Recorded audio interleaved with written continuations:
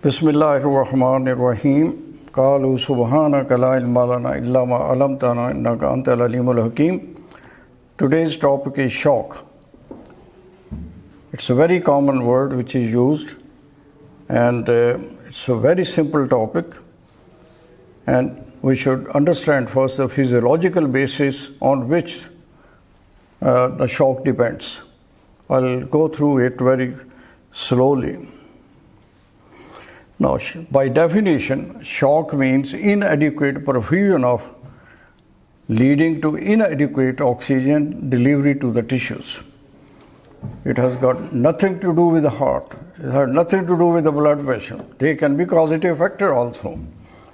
So the patient could be in a shock even if the blood pressure is normal. Patient can be in a shock when the blood pressure is high. But if the patient might have hypotension and not be in a shock. So shock is at a cell level. When the cardiovascular system or the perfusion of the tissues fails to supply the adequate amount of oxygen and energy for metabolism. So the basic unit of life is cell. So we look at the shock while looking at the cell. So the basic unit of life is cell. If the cell gets energy, which is needed to stay alive by reacting oxygen with the fuel, I mean it is a glucose or carbohydrate. So no oxygen, no energy, no life. That's all about it. So it's the basic unit. That's how we treat the patient at the cell level in ICU also. So we don't treat the body as such because the body is treated as such in the ordinary medical unit or in a surgical unit. When the disease reaches to the cell, then the patients are referred to us, then we treat the cell. We normalize the physiology of a cell. Now for metabolism, in aerobic metabolism, it means metabolism in the presence of oxygen.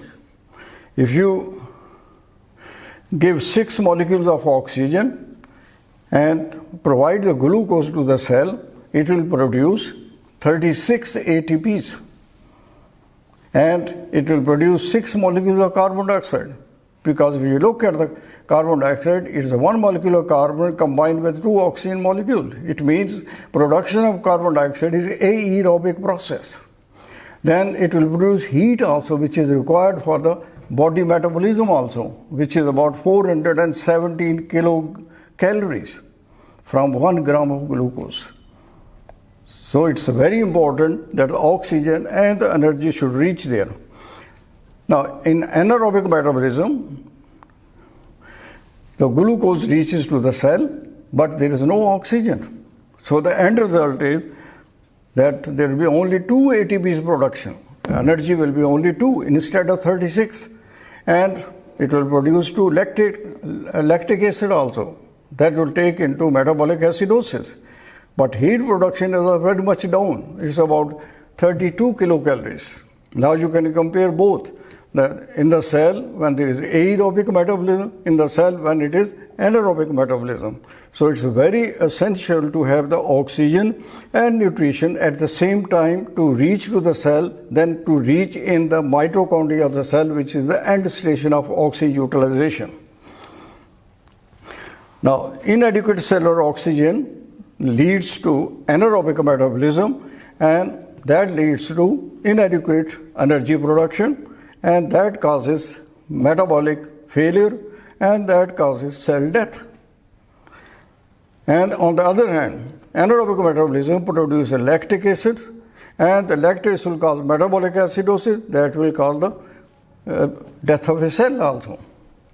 Now, homeostasis is a maintenance of balance. It requires proper functioning of 3 systems, which is very important. One is cardiovascular system, other is respiratory system, and the third is renal system. Now, cardiovascular system, what does it do? It transports oxygen and fuel to the cell. It removes the carbon dioxide as a waste product and brings to the lung and to be wasted out. So cardiovascular system must be able to maintain sufficient flow through the capillary beds to meet cells' oxygen and fuel needs. So if the cardiovascular system fails to meet the needs of the cell, then the patient goes into shock.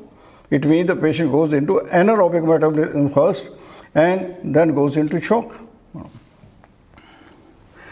Now, flow is directly, if there is a flow, there will be perfusion. Perfusion is directly proportional to the flow. And adequate flow means adequate perfusion. Inadequate flow means inadequate perfusion. It means hypoperfusion. Hypoperfusion means inadequate oxygen supply and nutrition to the cell. And that leads to hyperfusion into the shock.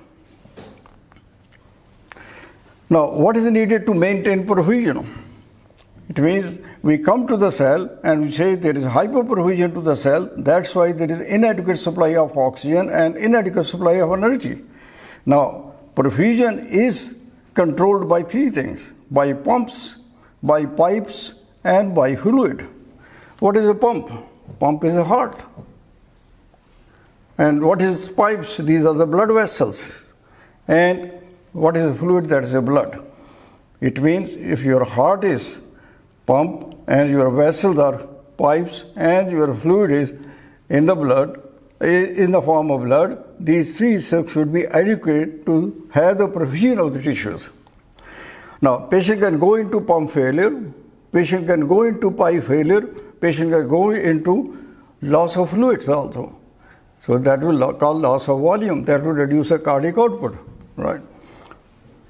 So when we think about the heart, we think about three things: preload, then heart, then you got a postload. Preload, then the contractile force of the heart, and then is the postload. Contractile force of the heart is according to Frank-Starling law. What is Frank-Starling law? The force of contraction of the myocardial cell is proportional to the initial length of the muscle fibers. If the muscle fibers are enlarged, the longer the size of the muscle fiber, the greater will be the force which is created to push the blood out. But it is true up to certain limits. If you go on increasing the size of the fiber till it becomes straightened like a spring, then it will not have any force. So it's like a recoil of the spring. Now, preload. Preload depends on all these factors. First thing is the blood volume. Lesser the blood volume, less will be preload. Preload means the amount of blood which is delivered to the heart. This depends on these 7 factors. First is blood volume. If you got less blood volume, less will be delivered to the heart, less will be put out, the patient will go into hypotension. Then the venous tone. If there is a vasoconstriction, the more blood will be brought to the heart. Then it depends on what are the factors which control the venous tone. Then venous valves. You got the valves in the venous side, and if they become incompetent, there will be less blood which will be brought to the heart. Then the muscle activity. If you go on lying on the bed, so your muscle activity goes down, so the venous return will be reduced. Then the gravitational effect. When you stand up, your blood flow which is delivered to the heart will be reduced. But if you're lying flat, it will increase. When you've got head low and legs are raised, then the blood is more delivered to the heart. Then intrathoracic pressure. When we breathe in, during inspiration, we create negative pressure in the thorax. Because of pressure gradient between intra-abdominal contents and in the thorax, so the blood flow is increased during inspiration to the heart. That is increase the preload. So when you increase the intrathoracic pressure, rather making it negative, so that will reduce the blood flow to the heart.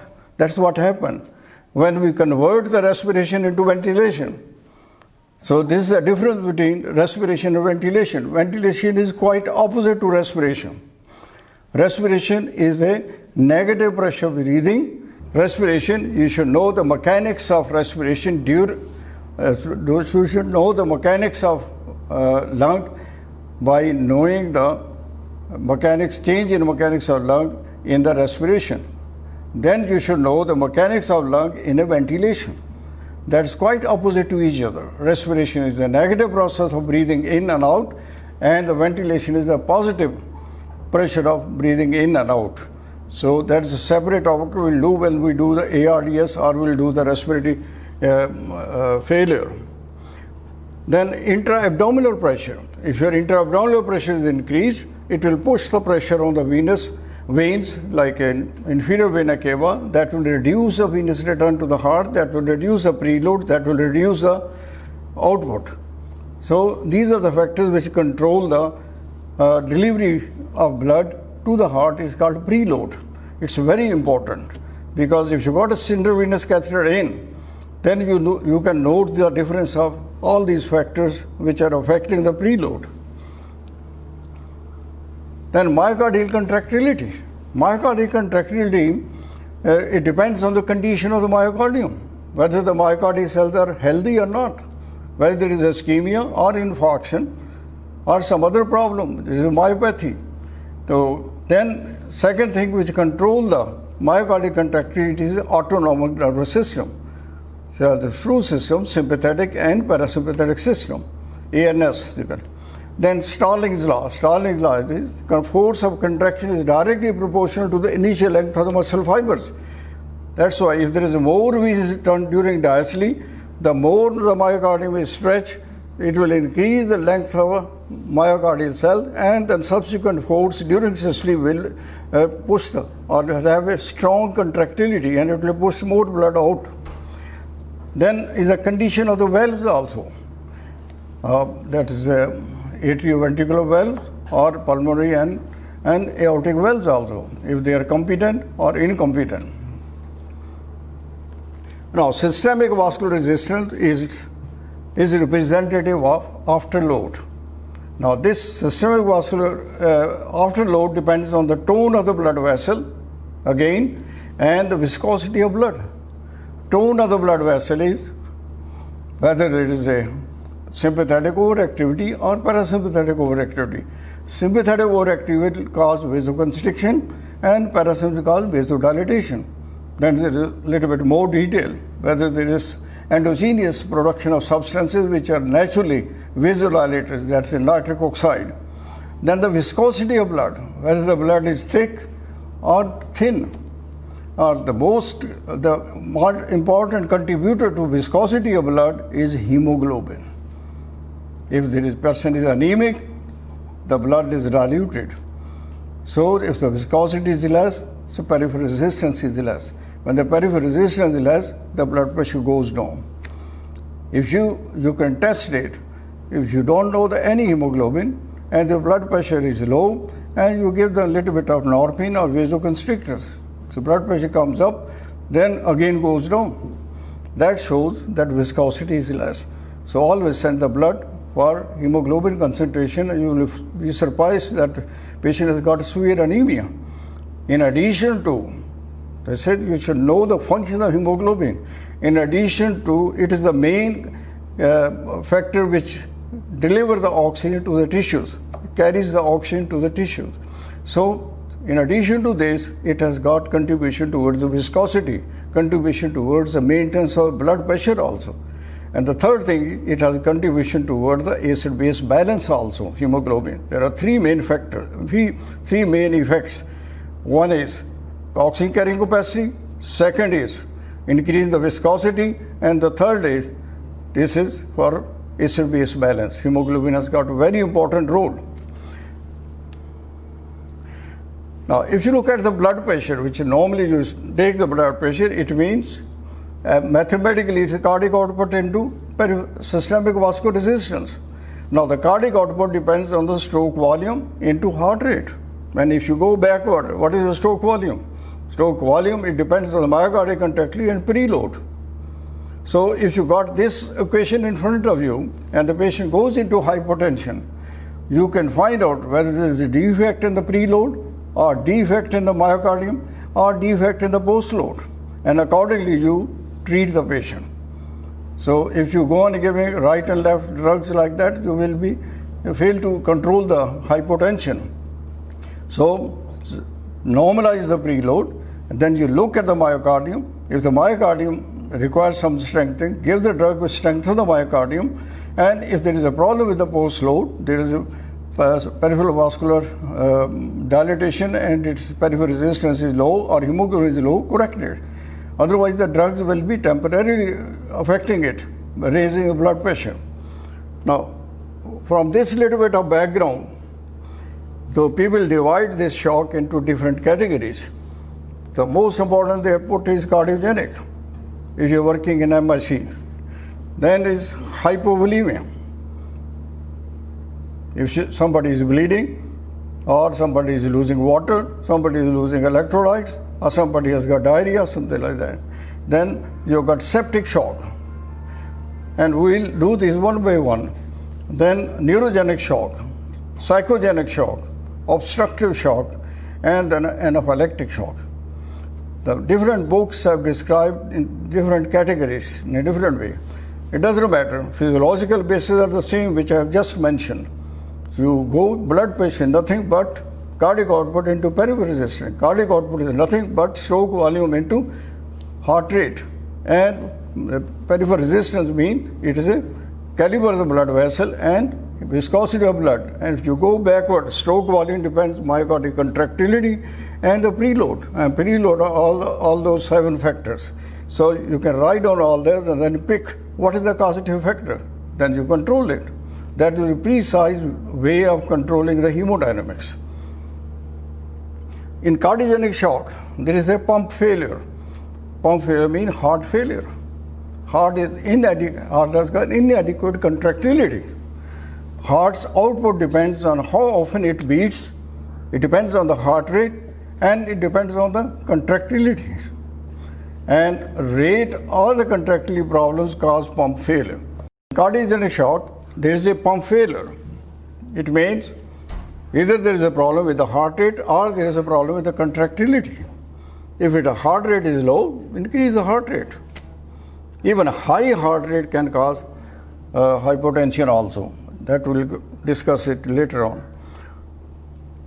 Now, pump failure also depends on the acute myocardial infarction that is affecting the myocardial contractility, very low heart rate, bradycardia, and very high heart rate. Very high heart rate, how will it affect? Why would a high heart rate cause decreased output? Can anybody answer this?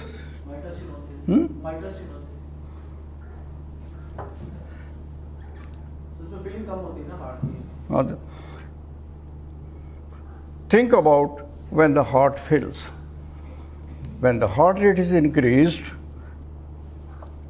if the heart rate is 75 per minute and other patient has got heart rate of 200 per minute, how much is the time required for one cardiac cycle? How much?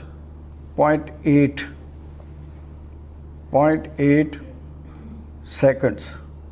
Then duration of systole is 0.27. Duration of diastole is 0.53. Diastole is almost double the time than the systole. And the coronary blood flow mainly depends on during diastole. And during diastole, heart receives the blood either from pulmonary vessels on the left side or from preload from the right side. So the longer the diastole, the more will be blood coming and the more will be stretching of the fibers, and then subsequent contractility will be more strong. Now, if your heart rate is increased, like in 200, the cardiac cycle is only 0.30 and systole is 0.16 and diastole is 0.14. It's very much reduced. It means it does not give any time for the blood to be accommodated. So it means the filling of the heart will be reduced when the heart rate is increased. And the point is 140 to 150 heart rate. Never let it go above that. If it goes above that, then the patient starts going into hypotension because there will be less time for the diastolic filling. So there will be less output. That will drop the blood pressure. So that's why it's related to tachycardia. Now, neurogenic shock is the loss of peripheral resistance. In neurogenic shock, the peripheral vessels dilate. Like spinal cord injury, below that area also. Vessels below injury, they dilate. When they dilate, they cause venodilatation and arteriodilation. On the one hand, they will decrease the preload. On the other hand, they will decrease the postload. So, subsequently, the blood pressure drops. Now, in neurogenic shock, what happens to the pressure in a closed system if you increase its size? As I just mentioned, so the venous run is decreased. On the other hand, there will be peripheral resistance reduced, that will drop the blood pressure. In a hypovolemic shock, loss of volume, could be loss of pure water, could be loss of with electrolytes, like in vomiting and diarrhea. So, and could be blood loss, like a trauma, plasma loss, like in burns, water loss, like vomiting, diarrhea, sweating, increased urine, increased respiratory loss. So all those things, which we mentioned also in the first lecture, so they increase the loss. When they loss, the patient goes into hypovolemia. When the patient goes into hypovolemia, periphery will be cold because of vasoconstriction, and the blood pressure will be dropped, and there will be tachycardia to compensate it. If a system that is supposed to be closed leaks, what happens to the pressure in it?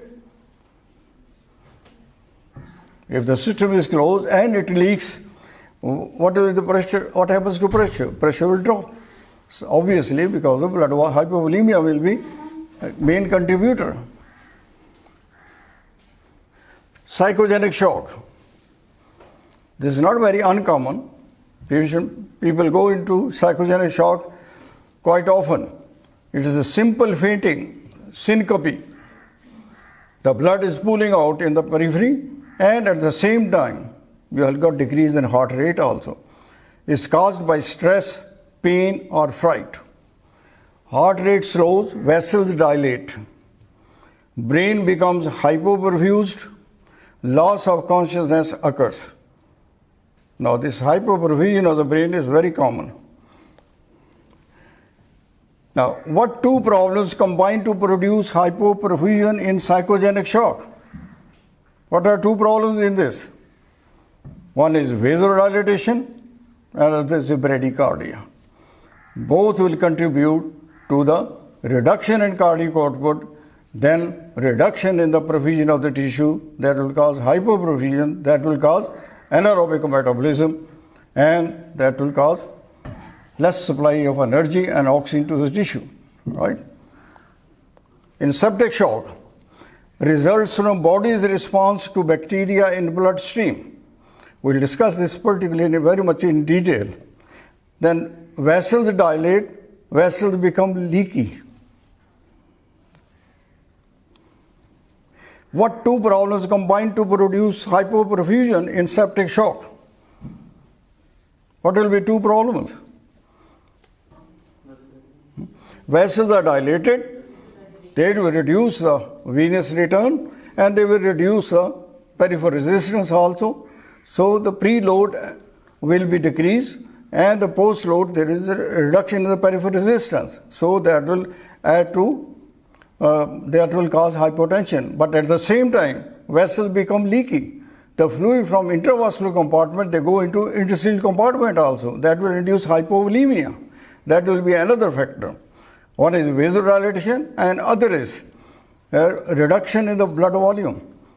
Both will contribute towards the hypotension or hypoperfusion. Then anaphylactic shock. This results from the severe allergic reaction. Body responds to allergen by releasing histamine. And histamine causes vessels to dilate and become leaky. See, histamine is the substance which stimulates all the smooth muscles of the body except those of cardiovascular system. Remember this sentence. Histamine stimulates all the smooth muscles of the body except those of cardiovascular system. Start from head, go down, bronchospasm, And then you other things also. Then when you cardiovascular system, it's called vasodilatation and the leaky vessels. And it will stimulate the heart also, it will cause tachycardia with vasodilatation, right? So what two problems combine to produce hypoperfusion in anaphylaxis?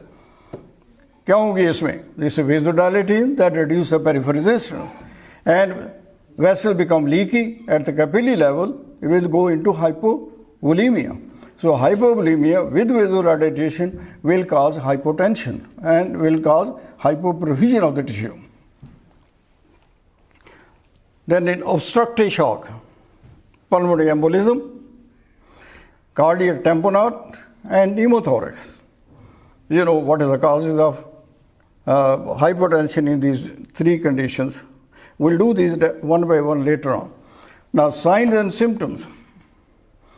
Whatsoever is the cause, if the patient goes into hypoperfusion, and what will be the signs and symptoms? Restlessness and anxiety. It doesn't mean if the person is restless, he is in hypotension. Okay? But if there is a hypertension, there will be restlessness and anxiety. Because of what is the cause? Because of less perfusion of the brain. If there is less perfusion of the brain, less oxygen supply to the brain. Then decreasing level of consciousness, same causative factor. Dull eyes. Then rapid shallow respiration. Then nausea and vomiting through the chemoreceptor trigger zone. The patient will be feeling thirsty and diminished urine output. What are these signs and symptoms present? Think about hypoperfusion. The answer to all these symptomatology is there is a hypoperfusion of the tissues in that desired area, like a thirst. There is a hypoperfusion and stimulates the thirst center. Hypovolemia will cause weak, rapid pulse, pale, cool, clammy skin. Is it true? Yes, because when there is a hypovolemia, so the cardiac output decreased. When there is a cardiac output decrease, so vessels will be empty and they will collapse and they will cause cool, clammy periphery. And to increase that, to compensate that, through the baroreceptors, heart rate is increased, it will cause tachycardia. So the cold periphery, low blood pressure with tachycardia. And if you got CVP catheter, that will give you all answers. Then cardiovascular shock may cause weak rapid pulse or weak slow pulse or pale cool clammy skin, depending on the status of the patient. Then neurogenic shock will cause weak slow pulse, dry flushed skin. If you concentrate on each symptomatology, that requires explanation. Then sepsis and anaphylaxis will cause weak rapid pulse, dry flushed skin.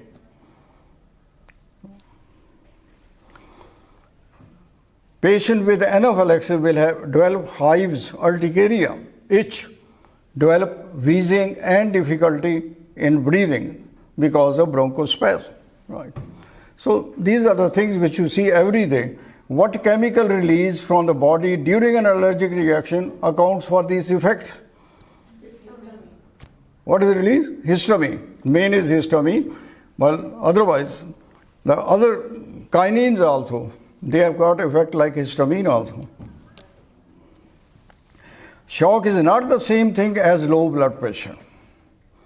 A falling blood pressure is a late sign of shock, which I said in the beginning also. Shock, when you use the word shock, it doesn't mean the patient is in a hypotension. Hypotension could be causative factor of shock. Shock is always at the cell level. When the cardiovascular system fails to keep the perfusion of the tissues to supply less oxygen, or fails to supply the adequate amount of oxygen and nutrition to the tissues, then the patient goes into shock. Right? This is in general, all the types of shocks we will discuss later on, particularly septic shock and cardiogenic shock we will discuss in depth. Now, treatment is cure and maintain the airway, first thing.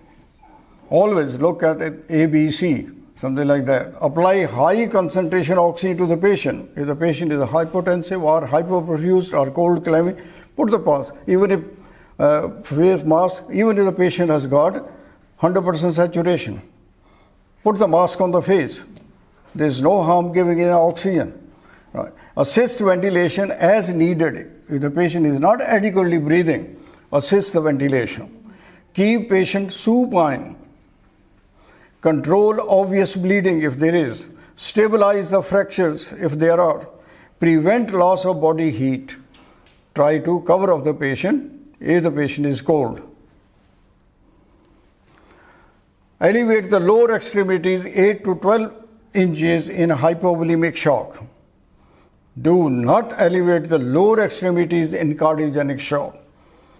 It means you will have to immediately find out whether this shock is because of heart or because of some other things, hypovolemia.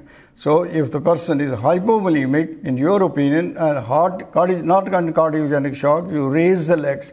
You never lower the head. Always raise the legs. This is what happens when the patients are given epidural or the spinal. They go into hypotension. So wrongly some people say, no, lower the head of the patient. When you lower the head of the patient, local anesthetic will go and block the upper segments also. That will further lower it. So always raise the legs, never ever lower the head. So to have the gravitational effect of venous return to the heart or to increase the preload. Now, why the difference in the management? Obviously, if the patient has got a cardiogenic problem, if you raise the legs, it will increase the venous return to the heart. It will put more burden on the heart. The heart will go further into failure. So, because heart has already failed to deal with the blood which is being brought to it. Shock begins when DO2 to the cells is inadequate to meet the metabolic demand. DO2 is the delivery of oxygen to the tissues. And delivery of oxygen is the oxygen which has been taken up by the, which has come from the lung, goes into plasma, that causes a partial pressure of oxygen in the blood, PaO2. And under that partial pressure, oxygen combines with the hemoglobin. And the bulk of oxygen is carried by hemoglobin, and very little in the plasma. So the oxygen which is in the plasma, plus the oxygen which has combined with the hemoglobin, that is delivered to the tissue, which is called DO2. So roughly about 500 mils are delivered per minute. And out of that, the oxygen is extracted. And if this supply of DO2 is not what is required by the tissues, then it's bound to be anaerobic metabolism. So if you take the venous sample and you measure the DO2 of the venous sample also and take the difference, it will definitely be less than that of arterial blood. So that difference is the oxygen which has been taken by the tissues. Now we have to see whether the tissues are using it or not. If the tissues are not using oxygen, it means there is an anaerobic metabolism going on. So there will be less production of ATP, there is less production of heat, but at the same time there will be more production of lactate. So that will cause metabolic acidosis. So if the oxygen has been delivered, you measure the VO2, but at the same time you do the level of lactate also. Because there are some conditions, the oxygen is supplied to the tissue, but the tissue are failed to use it, like in cytochrome oxidase inhibitors, right? कौन सी होती है poisoning? What is that? Cyanide poisoning. Yeah. Now, the major therapeutic goals in the shock, therefore, are sufficient tissue perfusion and oxygenation. Early diagnosis remains a major problem, right? Administer nothing by mouth, even if the patient complains of thirst.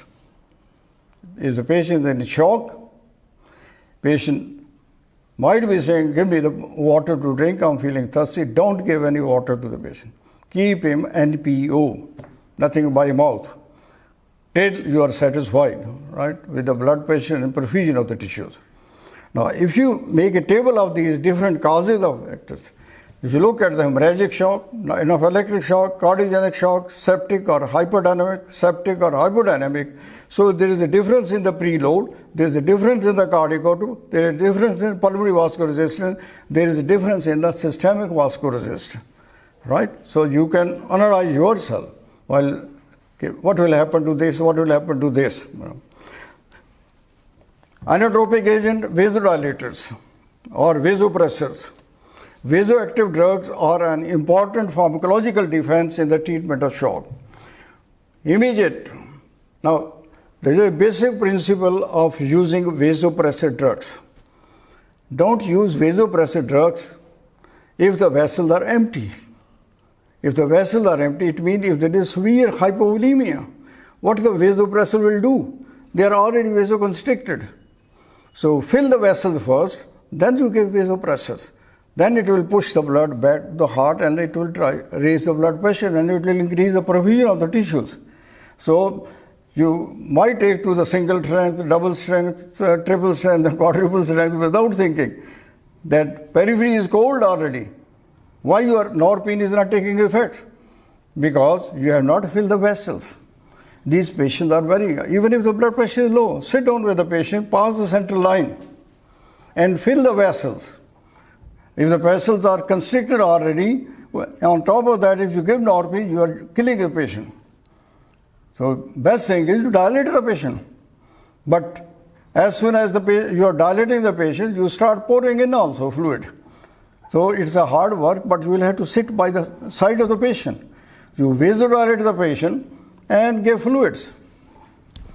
But you should be 100% sure it is a hypovolemic shock. It is a severe vasoconstriction. Otherwise, this norpine will not be affected. It will have minimal effect. थोड़ा बहुत बच गया तो उसको और constrict कर देंगे. That's it. Then we will have consequences of vasoconstriction also. Consequences of vasoconstriction of the heart, on the pulmonary circulation, on the kidney, and even on the gut also. It can cause ischemia with our gut. I have seen the patient who comes with severe vasoconstriction, and the patient recovered. Blood pressure, hemodynamics became normal. But then gradually, the patient started complaining of pain in the abdomen. When we opened up, the whole gut was necrosed. In Sweden, I have seen this because there is a hypothermia. I used to work on minus 32 degrees centigrade. So this is, you have to warm the body also from inside out. You have to fill the body from fluids also from inside out. So don't ignore the inside organs of the body also. Right? Now, vasoactive drugs have an important pharmacological defense in the treatment of shock. Of course, then may be required to support blood pressure in early stages of shock. But be careful about the cold periphery. These agents may be needed to enhance cardiac output through the use of inotropic agent. There is a difference between vasopressor and inotropic agents. Inotropic agents increase the contractility of the myocardium, and vasopressors are which causes constriction of the vessel. And commonly people use pressors and all the inotropic drugs. There is classification. Inotropics mostly commonly used drug is dobutamine, right? And even dopamine also if you use in inotropic dose. And vasopressors are norpine, noradrenaline, adrenaline, and there are some other drugs also. So 3-4 drugs. These agents may be needed to enhance the cardiac output through the use of inotropic agent. Now, if the patient got ejection fraction is low and patient has got low blood pressure, what would you give? You will increase the myocardial contractility. Instead of giving norpine, it's better to give dobutamine because you strengthen the myocardium. That will automatically cause vasodilatation and it will raise the blood pressure. Then there is comparison of different, but this is individually you can see the individual drugs. Epinephrine, norepinephrine. So there are some catecholamines. Catecholamines are the drugs which are normally synthesized in the body, like adrenaline, noradrenaline, and then dopamine. There are 3 drugs. Dopamine, phenylalanine, and tyrosine, phenylalanine. Then you go to form dopa, then dopamine, right? So dopamine is such funny drugs. which personally I don't like the drug, and it's not intensive care drugs, it is a CCU drug, coronary care unit drug. Now this dopamine, if you give low dose, it stimulates the dopaminergic receptors that cause parenchymic vasodilatation and increase the blood flow to the kidney. Okay? But it damages the renal tubular cells also. Because there are two types of dopaminergic receptors, dopamine receptor 1 and 2. But there is another drug from the same group, which is called dopexamine. That saves the renal tubular cells. But that's not available in Pakistan, dopexamine. So we use only dopexamine in intensive care units in the Western countries. So then the adrenaline. Adrenaline is alpha and beta stimulant. Then noradrenaline or norepinephrine, we call it. It is 90%, 95%. It is a alpha stimulant. Then a little bit of beta stimulant activity. So if you want strong vasoconstrictor, then you can use noradrenaline. Then it depending on then some other drugs also people are being used it like in CCU, nifedipine, nitroglycerin, nitroprusside is vasodilator. It used to be available in Pakistan, but it has disappeared. We used to use for reducing the blood pressure and during anesthesia, hypotensive anesthesia, nitroprusside. It is a cyanide preparation. It goes like this. Prostacyclines also is being used. So each drug has got its dose regime. So you have got protocols and guidelines. Don't strictly go to you should give so many micrograms, so many micrograms. You see the effect on the patient. Start from the lowest dose, go on increasing it, you can see the effect. But be careful about it, because when the dopamine is synthesized in the body, so it is, if you use in low concentration, it is a dopaminergic stimulant. Then if you increase the dose, it becomes inotropic effect. Then you increase the dose, it is an alpha stimulant. And there is no clear-cut line with it. So when you are giving dopaminergic dose and increase it to inotropic, it will have both effect, dopaminergic plus inotropic effect. When you increase from inotropic dose to vasopressor, it will have three effects, dopaminergic plus inotropic effect plus vasopressor effect also. But it works. But my worry is that it damages the renal tubular cells. And the same way the nephrologists are very much worried about giving Lasix to the patient also. So I don't know why they are worried. So Lasix spares the renal tubular cells because it go on supplying the energy. It does not affect the energy of renal tubular cell. Lasix only damages the renal tubular cells if you take the person into severe hypokalemia. There is one entity known as hypokalemic renal tubular failure, and this mainly affects the proximal tubule. So hypokalemic, one should be careful about it. Dopamine low dose 0.5 to 3 microgram per kilogram per minute. Beta 2 and dopamine receptor effect enhance blood flow to renal and splenic beds. Some people are very fond of, cardiac surgeons are very fond of urine. If there is less urine, so other sub, he says that no, start dopamine.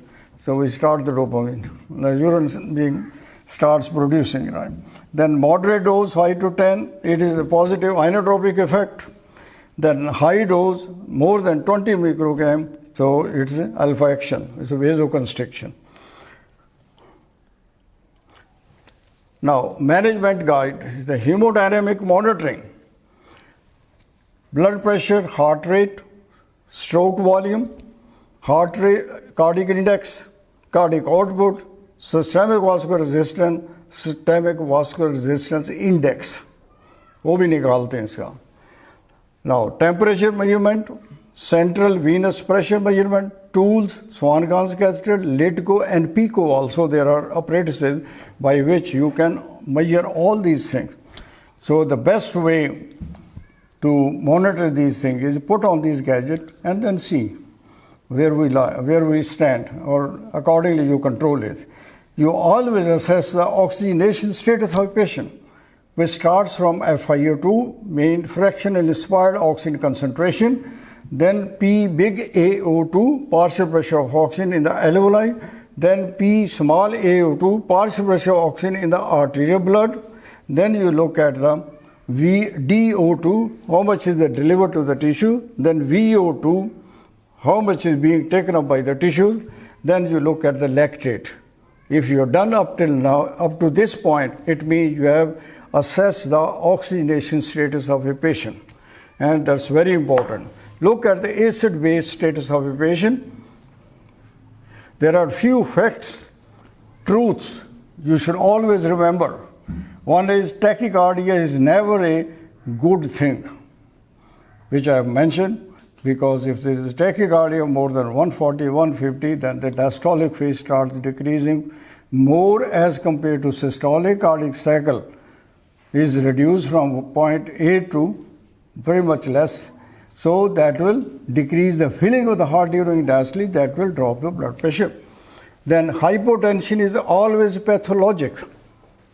It's not like this case, low blood pressure, don't worry about it. No, it's always pathologic. Then there is no such thing as normal cardiac output. Every person's cardiac output is different. This depends on the size of the person and weight of the patient. The central venous pressure is only elevated in disease. Central venous pressure will do it, that how to interpret the central venous pressure. Then the peripheral edema is of cosmetic concern. Don't worry about it, right? So that finishes the general background of the shock.